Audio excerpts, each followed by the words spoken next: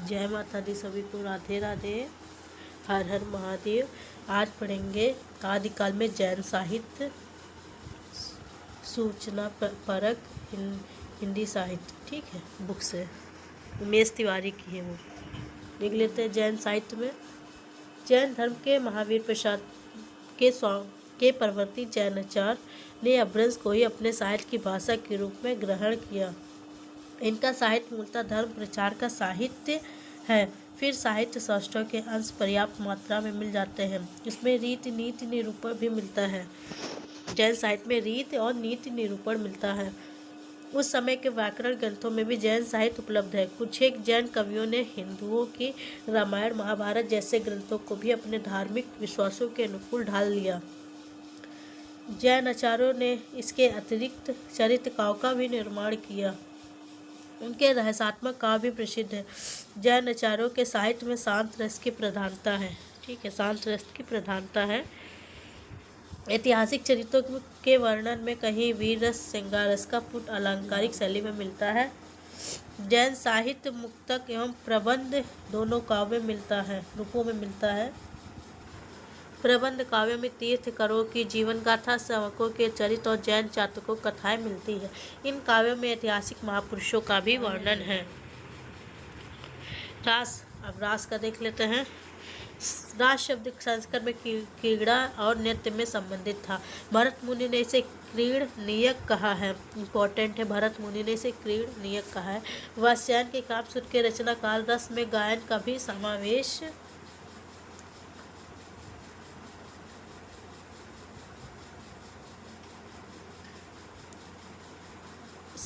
हो गया। अभिनव गुप्त ने रास को एक प्रकार के रूपक माना है। लेकिन लोक जीवन में श्री कृष्ण की लीलाओं के लिए रास शब्द रूढ़ हो गया। जैन साधुओं ने रास को एक प्रभावशाली रचना शैली का रूप दिया। जैन तीर्थंकरों के जीवन चरित्र एवं वैष्णव अवतार की कथाएं जैन आदर्शों के आवरण में रास नाम से पदबद्ध हो गई हैं। जैन मंदिरों में श्रावक भिक्षु लोग रात के समय ताल देकर रास का गायन करते थे। वीर गाथाओं में रास को ही रासो कहा जाता है। वीर गाथाओं में ही रास को रासो कहा जाता था, किंतु उनकी विषय भूमि जैन रास ग्रंथों से भिन्न है। देख लेते हैं। रासो शब्द की उत्पत्ति के संबंध में विभिन्न मत है। राज, सुई, रसिक, राशक, रसायन। देख लेते हैं। गाशा रताशी ने क्या कहा है? राज सु कहा है। और नरोत्तम स्वामी ने रसिक शब्द से रसिक, राउस, राशो। ठीक है। चंद्रबली पांडे ने राशक शब्द से संस्कृत साहित्य का रूपक या उपरूपक के रूप में प्रयुक्त किया। राशक शब्द से चंद्रबली पांडे ने। रामचंद्र शुक्ल ने रसायन शब्द से, जो कि विसल देव राशों में काव्य के रूप में प्रयुक्त हुआ है। कविराज श्यामल दास तथा काशी प्रसाद जायसवाल ने रहस्य शब्द से, हरप्रसाद शास्त्री ने राजयश से माना है। ठीक है, रासों की उत्पत्ति। अजय प्रसाद द्विवेदी ने राशक को छंद एवं काव्य भेद भी माना है, जो कि सर्वमान्य है। जैन साहित्य के प्रमुख कवियों का संक्षिप्त परिचय देख लेते हैं। देवसेन की रचना शौकाचार, लघुनयन चक्र, दर्शन सार। ये रचनाएं पूछी जाती है कि लघुनयन चक्र किसका है, दर्शन सार किसकी है, शौकाचार किसकी है? तो देवसेन की है। अब देवसेन के बारे में थोड़ा देख लेते हैं। आचार्य देवसेन कवि उच्च कोटि के चिंतक थे। इन्होंने 933 में शौकाचार नामक काव्य की रचना की। इनकी हिंदी की दो अन्य रचनाएं हैं। लघुनयन चक्र, दर्शन सार, जो काव्य सीमा के अंतर्गत नहीं आती। इन्होंने अपभ्रंश में द्रव्य शहाव प्रकाश नामक काव्य ग्रंथ भी लिखा। शौकाचार हिंदी की प्रथम रचना मानी जाती है। इसमें देवसेन ने शौक धर्म, गृहस्थ धर्म का प्रतिपादन किए हैं। शालिभद्र सूर्य रचना भरतेश्वर, बाहुबली रास, बुद्धि रास। ठीक है, ये किसकी? शालिभद्र सूर्य की रचना है। गणपत चंद्र गुप्त ने शालिभद्र सूर्य को हिंदी का प्रथम कवि माना है। हिंदी का प्रथम कवि शालिभद्र सूर्य को किसने माना? तो गणपत चंद्र गुप्त ने। मुनि जिन विजय ने शालिभद्र सूर्य द्वारा सन 1184 में रचित काव्य ग्रंथ भरतेश्वर बाहुबली रास को रास परंपरा का प्रथम ग्रंथ माना है। आलोच काव्य ग्रंथ 250 छंदों का सुंदर कांड है, खंड काव्य है। ठीक है, इसमें प्रयुक्त छंद रास है। इसमें वर्णित कथा है या वह भारतेश्वर तथा बाहुबली का चरित्र वर्णन है। ठीक है, कवि ने इन दोनों राजाओं की वीरता, युद्धों आदि का विस्तार से वर्णन किया, किंतु हिंसा और वीरता के पश्चात विरक्ति और मोक्ष के भाव का प्रतिपादन करना कवि का लक्ष्य रहा। अतः वीर और श्रृंगार रसों का निर्वेद में समापन हुआ। शालिभद्र सूर की दूसरी रचना 63 छंदों में रचित बुद्धिरास है। बुद्धिरास किसकी है? तो शालिभद्र सूरी की है। ठीक, 63 छंदों में। इसका पढ़ विषय धर्मोपदेश है। आप सबको बता दें, इस चैनल पर वैष्णवी हिंदी साहित्य अकेडमी में हिंदी साहित्य का सरल इतिहास विश्वनाथ त्रिपाठी का कंप्लीट हो गया। आप सब देखना चाहे देख सकते हैं। डॉक्टर नगेंद्र का चल रहा है इतिहास, और उनका रामस्वरूप चतुर्वेदी का हिंदी साहित्य का संवेदना विकास भी चल रहा है। आप लोग चाहे तो देख सकते हैं। ठीक है, क्योंकि ये UP PGT, TGT, LT, GIC और UGC NET assistant professor UPGDC exam के लिए इम्पोर्टेंट है। ठीक है, इनसे क्वेश्चन आते ही हैं। आशु की रचना चंद्रमाला रास। Thank you. आगे देखते हैं। 12वीं शताब्दी में कवि आशु ने जालौन में चंद्रमाला रास शीर्षक 35 छंदों का कथात्मक काव्य रचना रचा। इसमें जैन साविका चंद्रमाला ने ब्रह्मचर्य, सतीत्व, संयम और उत्कर्ष का चित्रण किया है। इनकी दूसरी रचना जीवदया रास है, जिसका विशेष साहित्यिक महत्व नहीं है। आगे देख लेते हैं। जिन धर्म सूरी रचना स्थूलिबद्ध रास किसकी है? तो जिन धर्म सूरी की रचना है। जिन धर्म सूरी 1209 में स्थूलिबद्ध रास काव्य की रचना की है। स्थूलिबद्ध रास का जो है कौन सा सन है, मतलब किस ईस्वी में हो? तो 1209 में।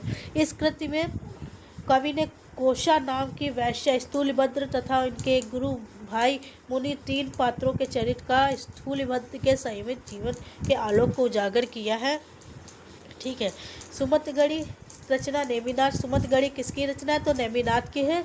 ठीक, 1213 में सुमतगढ़ी ने 58 छंदों में नेमिनाथ रास की रचना की है। इस कृति में कवि ने नेमिनाथ का चरित्र एवं सरस शैली में प्रस्तुत किया है। नेमिनाथ के प्रसंग में श्री कृष्ण का वर्णन इस काव्य का विषय है। विजय सेन सूरी रचना रेवंतगिरी रास 1231।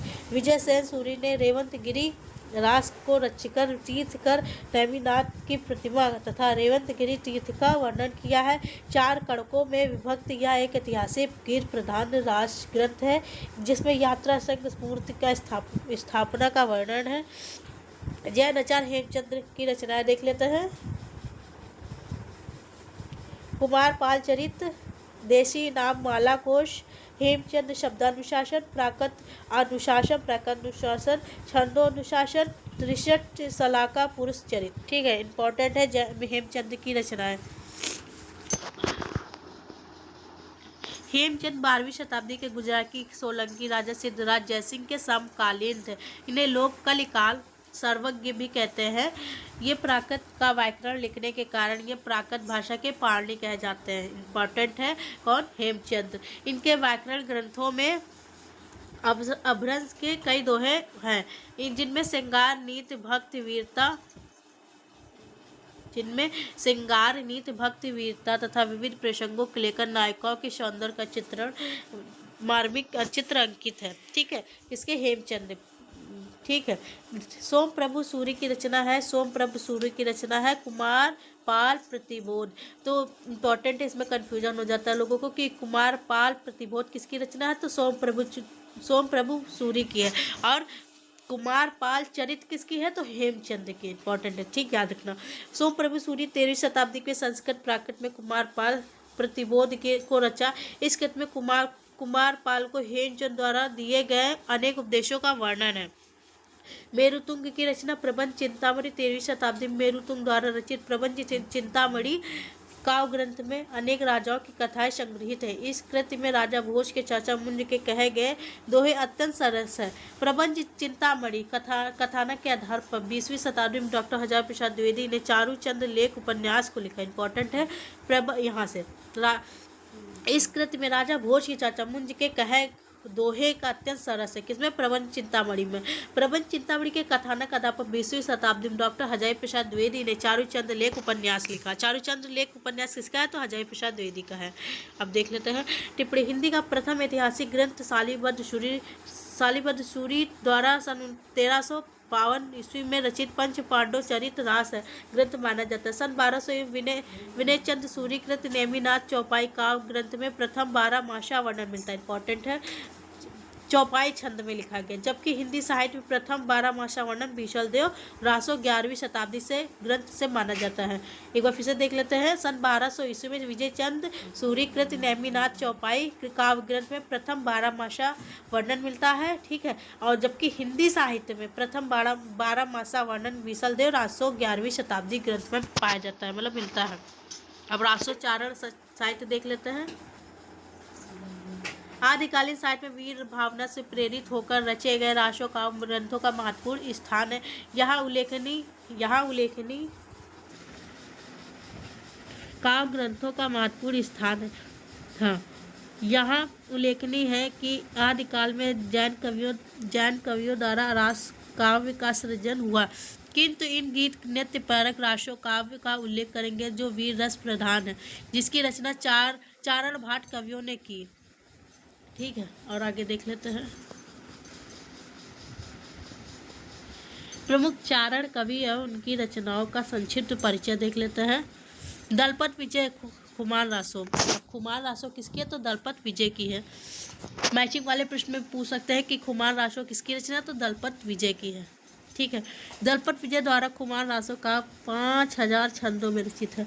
तो खुमान रासो में कितने छंद हैं? तो 5000 छंदों में रचित है। इस काव्य को शुक्ल जी ने 9वीं शताब्दी में रचित माना है, जबकि राजस्थान के वृत्त संग्राहकों में 17वीं शताब्दी के चित्तौड़ नरेश राज सिंह के राजाओं तक का वर्णन किया गया है। आलोच ग्रंथ में चित्तौड़ नरेश खुमान द्वितीय के युद्धों का वर्णन है। इसकी प्रमाणिक हस्तलिखित प्रति पूना संग्रहालय में सुरक्षित है। प्रसिद्ध पंक्तियां देख लेते हैं। प्यू चित्तौड़ न आवेहु सावन पहली तीज, जावे बाट विरहणी खिन खिन अनवे खीज, ठीक है। संदेशो प्यो साहिबा पाछो फिरहि न देह, पंछी घाल पंजरे छूटन रो संदेह, ठीक है। ये रासो काव्य बीसलदेव रासो परमाल रासो, मतलब ये रासो काव्य कौन सा है? तो परमाल रासो बीसलदेव रासो।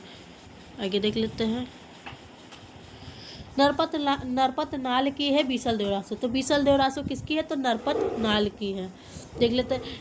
नरपत नाल कृत बीसलदेव रासो मुक्तक काव्य परंपरा प्रतिनिधित्व गे काव्य है। 4 खंडों में विभक्त 128 छंद हैं। तो नरपत बीसलदेव रासो में 128 छंदों की आलोच कृति का संपादन माता प्रसाद गुप्त ने किया।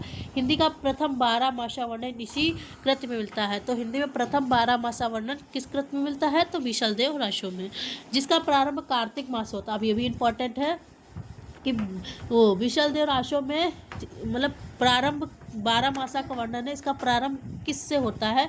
तो कार्तिक मास से होता है। इस कृति में भोज परमार की पुत्री अजमेर के राजा बीसलदेव तृतीय की पत्नी राजमती विरह व्यथा का मार्मिक अंकन है। श्रृंगार रस प्रधान इस कृति में छंद वैविध्य के साथ साथ विभिन्न राग रागनियों विशेषता राग केदार का प्रयोग भी मिलता है। इसमें मेघदूत संदेश परंपरा भी मिलती है। मेघदूत एवं संदेश की संदेश परंपरा भी मिलती है। इस रचना का संदेश यह है कि कोई स्त्री लाख गुणवती हो, किंतु वह पति से कोई बात बिना एक बार फिर से देख लेते हैं। कोई स्त्री लाख गुणवती हो, किंतु यदि वह पति से कोई बात बिना भली भांति सोचे समझे करती है, ठीक है, तो उसका सब कुछ बिगड़ सकता है।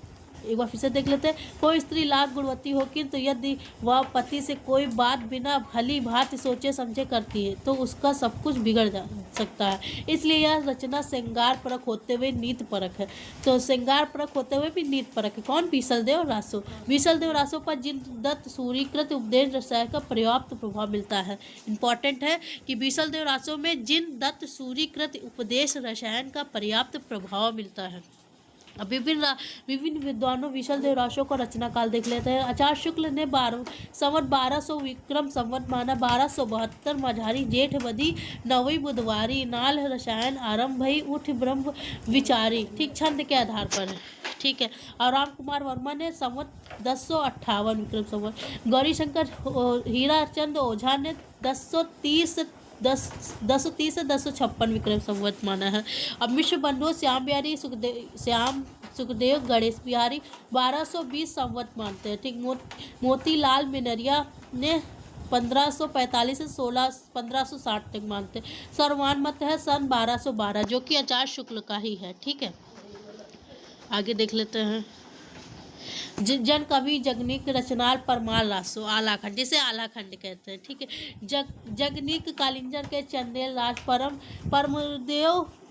परमदेव उपनाम परमल या परमाल देव के दरबार के कवि थे।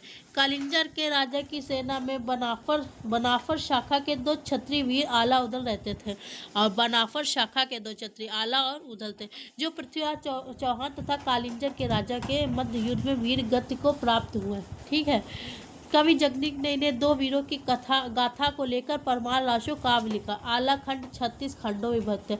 अभी तक पूछा नहीं गया है कि आलाखंड कितने खंडों में है, तो 36 खंडों में पूछ सकते हैं। और अंतिम पद में कृति का नाम महोबा समय दिया गया, मतलब अंतिम पद जो है इस कृति में महोबा समय दिया है गया, पूछ सकते हैं। मौखिक परंपरा के आधार पर सन 1865 में फर्रुखाबाद के कलेक्टर चार्ल्स इलियट ने लोक प्रचलित आला उदल संबंधित गीतों का संग्रह आलाखंड शीर्षक से प्रकाशित कराया। ठीक है, ये भी इम्पोर्टेंट है। इसके पहले इसे पृथ्वी और रासों का एक खंड महोबा खंड के रूप में ही समझा जाता था, किंतु डॉक्टर श्याम सुंदर दास ने इस भ्रांत का धारणा का निराकरण किया और इस ग्रंथ का शीर्षक परमाल रासो रखकर काशी नागरी पेचाणी सभा से प्रकाशित कराया। किसने? श्याम सुंदर दास ने।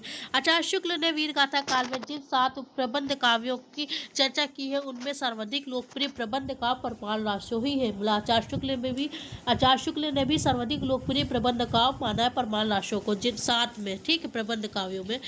उन्होंने लिखा है, शुक्ल जी ने, यह वीर गीत का इतना स्वरूपी हुआ है, इसके गाने वाले सारे उत्तर भारत में बैसवाड़ा इसका केंद्र है। इस ग्रंथ की बैसवाड़ा इसका केंद्र, किसका? परमाल रासो का। इस ग्रंथ की लोकप्रियता के कारण इलियट के अनुरोध पर डब्ल्यू वाटरफील्ड ने उनके द्वारा संग्रहित आलाखंड को अंग्रेजी अनुवाद किया था। ठीक है, अंग्रेजी अनुवाद किया था किसने? डब्ल्यू वाटर ने। ठीक है, जिसका संपादन ग्रियर्सन ने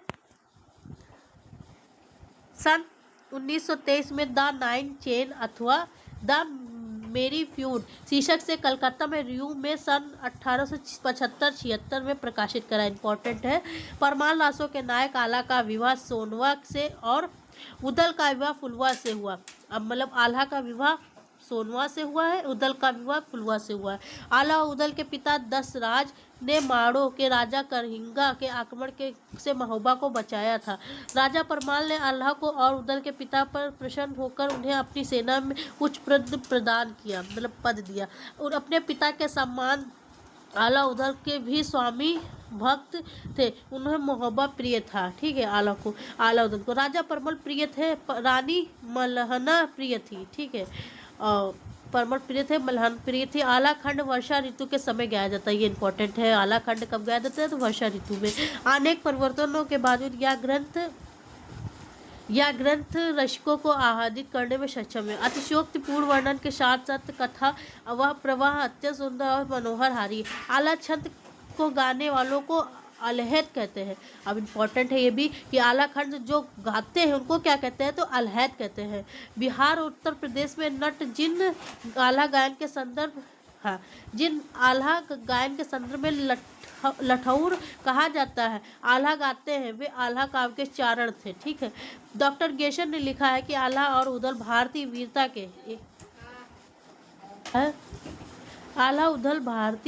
के उस आदर्श को प्रस्तुत करते हैं, किसने? ग्रियर्सन ने लिखा है, जिसे धीर वीर कहा जाता है।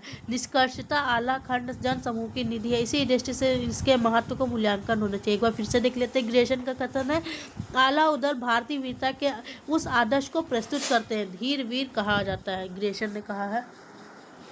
ठीक है, प्रेषित पंक्तियाँ देख लेते हैं, जो वैसे उनको देख लेते हैं। 12 बरस ले कुकर जीवे और 13 लो जिए सियार, 18 छत्री जीवे आगे जीवन को धिक्कार। ठीक, जो मर जाइए खटिया पर तो कौवा गिद्ध न खाए मांस, जो मर जाइए रण खेत में तुम्हारो नाम अमर हुई जाई।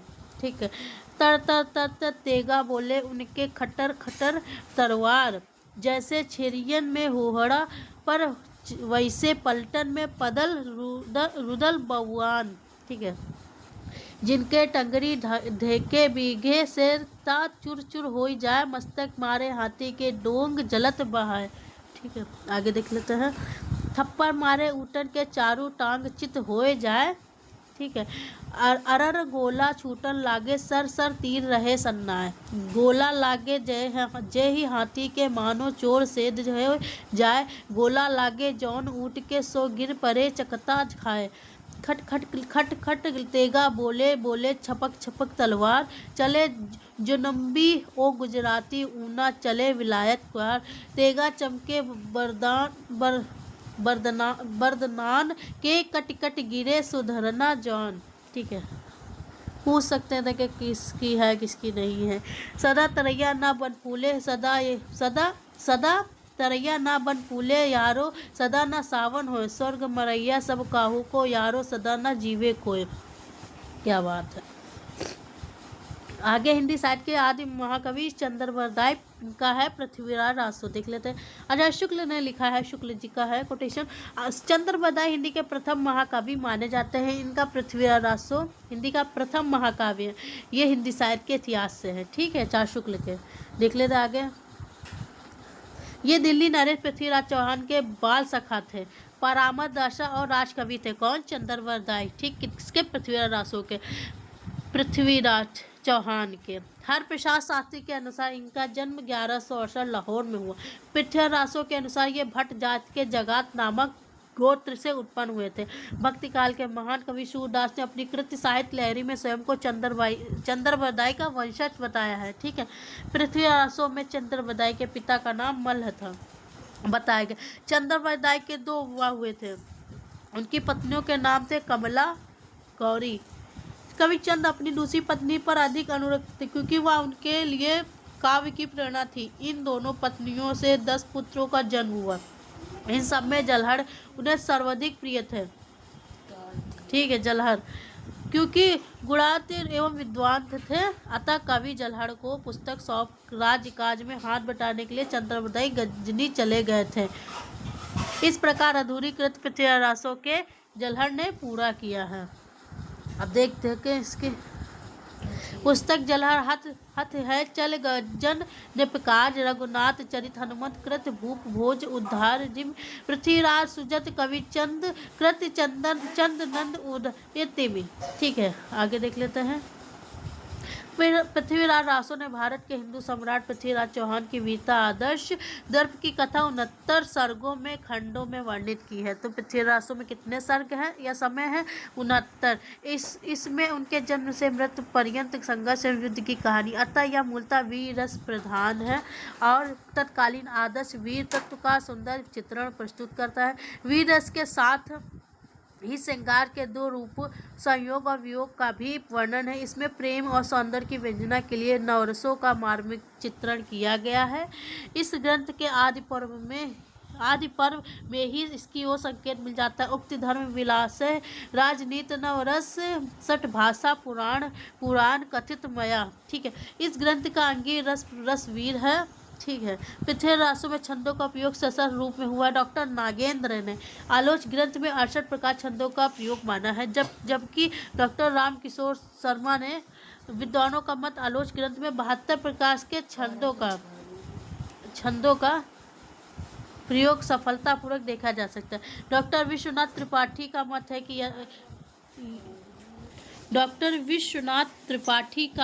कि यह यद्यपि विविध छंदों का प्रयोग में कुशल है, किंतु छप्पे उनका निजी छंद है। तो विश्वनाथ त्रिपाठी कहते हैं छप्पे उनका निजी छंद है। शिव सिंह सरोज में शिव सिंह सेंगर कहते हैं चंद्रवरदाय को छप्पों का राजा माना जाता है।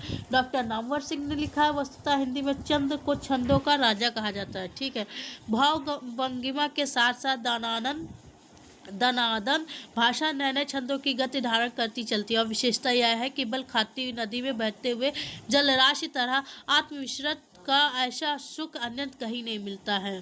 ठीक है, ये राशो एक साथ ही संस्कृत, प्राकृत एवं ब्रज के छंद के परंपरा के रूप में पुनरुज्जीवन हिंदू के नूतन छंद संगीत में सूत्रपात की संधि बेला है। इस तमाम छंद संगठन में भी राशो अपना हिंदी का काव्योचित संगीत सरोपर है। ठीक है,